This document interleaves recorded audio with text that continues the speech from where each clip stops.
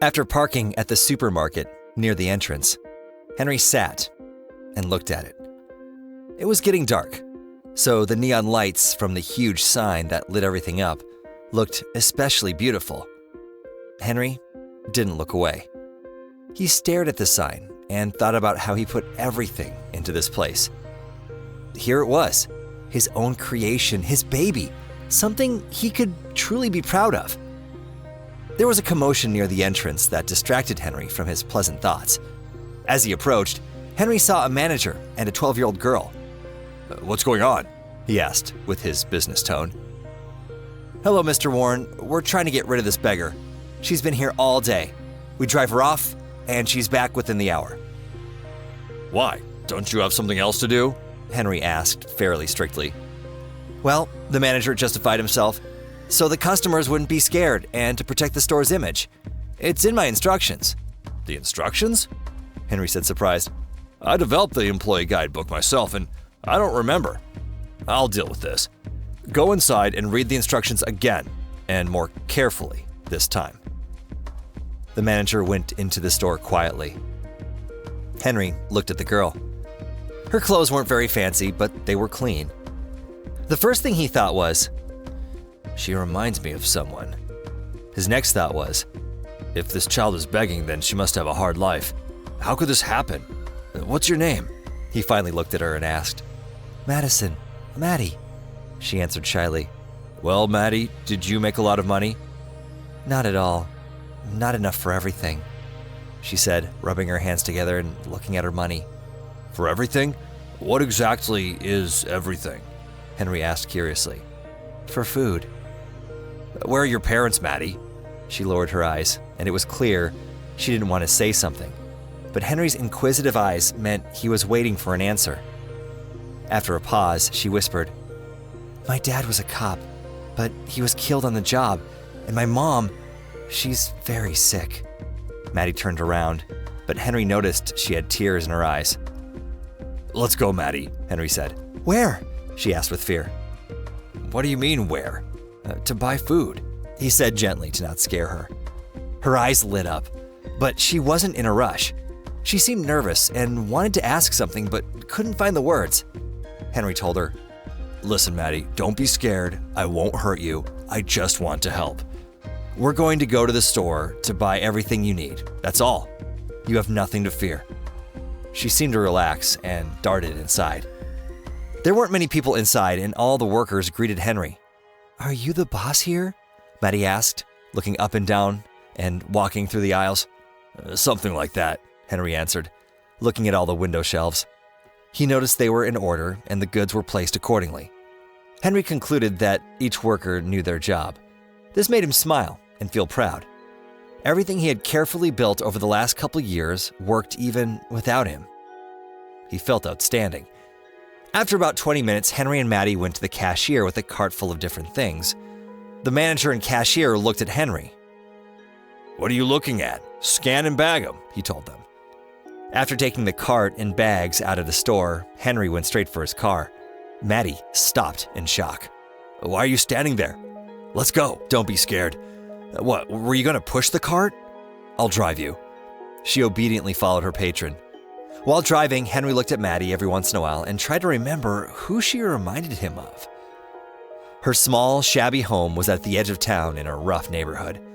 After taking the food inside, Henry put the bags down and looked around. There was a weak woman's voice from the living room saying, "Maddie, is that you? Where were you? I was getting worried." She put her finger to her lips, telling Henry not to say anything, and ran to her mother. Henry looked around the house. For all its squalor, it was clean and tidy. "Thank you for everything, Mr. Warren," Maddie said, walking Henry out. He took his business card out of his pocket and gave it to her. "If you need anything, don't hesitate to call," Henry said before getting in his car and leaving. He thought again that there was something familiar in Maddie's features. 2 weeks pass. Maddie didn't return to the supermarket. Henry was busy with work. He was planning to open another store on the other side of town. Then, the phone rang. Henry answered and heard Maddie on the other end. "Mr. Warren, please help. They said Mom can't take care of me, so they're sending me to an orphanage. He could hear she was crying. Don't do anything. Stay there. I'm on my way, Henry said. He bought food again and went back to the small house on the edge of town. Maddie was waiting at the doorstep. When he got there, she took Henry by the hand and said, "Come with me. I'll introduce you to Mom." They went to the living room. "Mom, this is Mr. Warren, the man I told you about." "Oh, Mr. Warren, I wanted to thank you for your help." The pale, thin woman was trying to get off the couch. "There's no need. I was just..." Henry froze. They looked at each other in silence. Maddie's eyes were full of the question, "What's going on?" "Olivia, is that you?" Henry finally said. "Yes, it is," she answered. "I've been thinking where you went and couldn't understand why you did what you did these past 12 years. I couldn't forget you. I never got married, by the way." Henry sat next to the frail, half-dead woman. Freshman year of college, he met Olivia. There was love, dates until the morning, and they swore to love each other until death. He remembered it all as if it were yesterday. She gently looked at him, then seemed to gather her energy to quietly say, "I'm sorry. I know I should explain everything. Do you remember the night in the dorm? After a month, I realized I was pregnant, but I was scared to tell you. You were an excellent student and had big dreams. I didn't want to ruin your life, so I dropped out and just left. My parents wouldn't take me in and said I was a disappointment. I was alone until Maddie came along. Everything was okay until I got sick. First, my friends helped, but over time, they started coming less often. Then, not at all. So, we lived together. We survived together. All these years, I've remembered how I loved you and how I still do," she finished and breathed heavily. Henry's life changed completely in that minute. "Are you saying Maddie is my daughter?" Henry asked, not knowing what he was saying. He finally realized who Maddie reminded him of. Himself. She looked a lot like him, and he didn't doubt what Olivia said at all. Henry looked at Maddie. She looked back with wide eyes in silence. He went to her, gently took her hand, then picked her up and hugged her tight. Maddie cried. Henry felt a frog in his throat. After a minute, he put Maddie down, wiped her tears, and told her, "Don't cry. Everything will be fine." Henry walked around the room, scratching his neck. "Okay," he said, and called someone. After about 10 minutes, Henry told Maddie, "Go get your things. You can stay with me for now, and we're sending your mom to a hospital."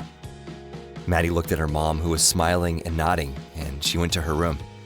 After 20 minutes, there was a knock at the door. It was Henry's friend Joseph, who was a doctor. Joseph introduced himself and examined Olivia. He then told Henry it looked like Olivia had had a stroke.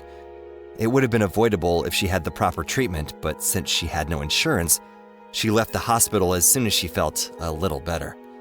She was in rough shape, but since she was young and her body was strong, there was a chance to fix it. A year went by. Henry and Olivia stood at the altar and said their vows. They looked at each other like they did 13 years before. A lot had changed. They were older. They had a teenage daughter now. But their hearts were full of love, gentleness, and passion, as if they hadn't missed a thing those long 13 years. Maddie couldn't take her eyes off her parents and couldn't stop smiling. It was simple, human happiness, desired and long awaited.